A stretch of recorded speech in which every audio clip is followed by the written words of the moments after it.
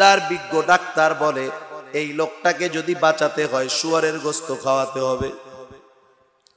দুনিয়ার সব উলামায়ে কেরাম একমত, এই লোকটাকে যদি বাঁচাতে হয় শুয়োরের গোশত খাওয়াতে হবে। এই লোকটাকে শুয়োরের গোশত খাওয়ানো তখন বৈধ, ওকে যতটুকু প্রয়োজন খাওয়ানো বৈধ। বলেন তো মদ খাওয়া হালাল না হারাম? নিঃসন্দেহে হারাম।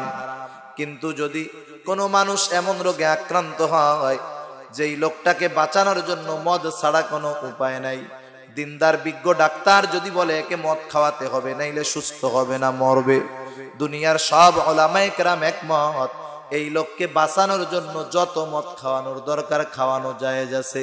কিন্তু বলেন তো দুনিয়ার মধ্যে এমন কোন রোগ হলে দিনদার বিজ্ঞ ডাক্তার ফতোয়া দিবে যদি এই লোকটাকে বাঁচাতে হয় শুধু খাওয়াতে হবে?